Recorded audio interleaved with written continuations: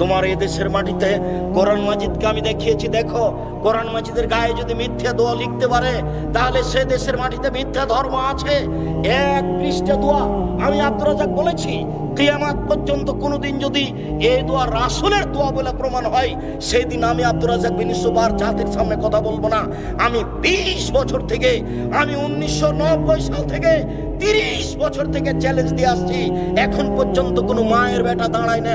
আব্দুর রাজ্জাক সাহেব, কোরআন মাজিদের শেষ দোয়াটি সত্যি নবীর বলা দোয়া, এই কথা কেউ বলতে সাহস করে না। আমি বলেছি সাদ্দাদের কাহিনী মিথ্যা। কেউ যদি সাদ্দাদের কাহিনী প্রমাণ করতে পারে, আমি সেদিন থেকে জাতির সামনে বক্তব্য দেব না। আমি বলেছি কোরআন মাজিদ বলতে হবে, কোরআন শরীফ নয়। কেউ যদি কোরআন শরীফ প্রমাণ করে দিতে পারে, আমি সেদিন থেকে জাতির সামনে বক্তব্য দেব না। আমি জাতির সামনে বলেছি যে আল্লাহর নবী যে রাস্তা দিয়ে হাঁটতেন, সে রাস্তায় বুড়ি কাঁটা পুঁতে রাখতো। একদিন নবী দেখলেন রাস্তায় কাঁটা নেই, নবী ভাবলেন বুড়ির কিছু হয়েছে। এই ঘটনার সত্যতা প্রমাণ হলে আমি জাতির সামনে কথা বলবো না।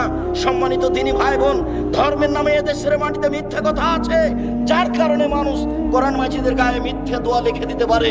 সে কত বড় দোয়া, এক পৃষ্ঠা যাবত। এইদিকে আছে একটা ছোট দোয়া, দো খাতমিল কোরআন। রাসূল সাল্লাল্লাহু আলাইহি ওয়াসাল্লাম কোরআন পড়া শেষ করলে তিনি বলতেন, সুবহানাকা ওয়া বিহামদিকা আশহাদু আল্লা ইলাহা ইল্লা আনতা আস্তাগফিরুকা ওয়া আতুবু ইলাইক।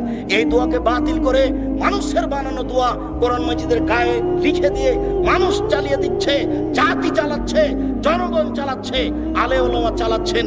আর আমি যা বলছি সেদিকে আপনার কর্ণপাত হয় না। হয় না কেন? সত্য কথা বলতে এসেছি, রূপক কথা বলতে আসিনি। আবারও বলছি, 1990 সাল থেকে এখন পর্যন্ত আমি কোনোদিন অপ্রয়োজনীয় বাক্য বলিনি। 1990 সাল থেকে এখন পর্যন্ত আমি কোনোদিন মানুষের কাছে পথ খরচ পাথেও যাইনি।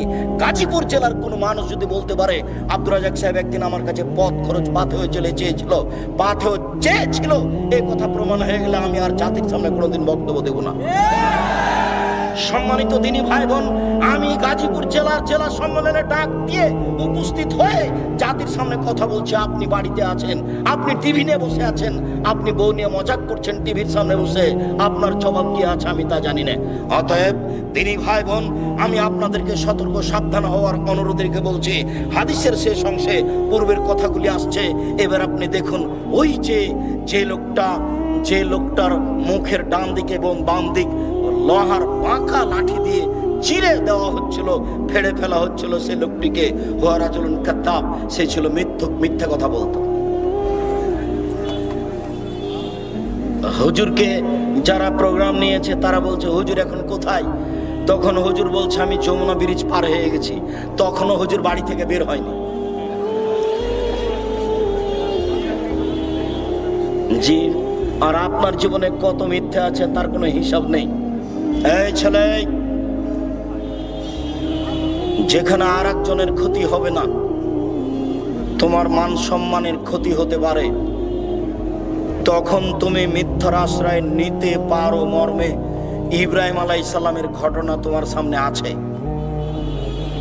স্বামী স্ত্রীর মধ্যে গন্ডগোল লেগেছে বা দুইজনের মধ্যে মীমাংসা করার জন্য মিথ্যার আশ্রয় নিতে পারো, তা বুখারীর হাদিসে এসেছে। ইব্রাহিম আলাইহিস সালামকে বলা হয়েছিল মূর্তি ভেঙেছে কে? তখন তিনি বললেন আমাকে বলছেন কেন? ওই যে বড়জন কুড়াল ঘাড়ে করে আছে তাকেই বলেন না। তখন তারা বলল হ্যাঁ, ও কথা বলতে পারে। তার কথা বলো মানে? ও যে কথা বলতে পারে না, তার ইবাদত করো কি করে? তারও খেপে গেল, এই বেটা গর্ত খোঁড়ো, ইব্রাহিমকে আগুনে জ্বালিয়ে দাও। ইব্রাহিম সেদিন জানছেন যে আমি ভেঙেছি, তবুও তিনি নিজের কথা না বলে বলছেন ওই যে বড়জনকে জিজ্ঞাসা করেন, বলে দিবে কে ভেঙেছে।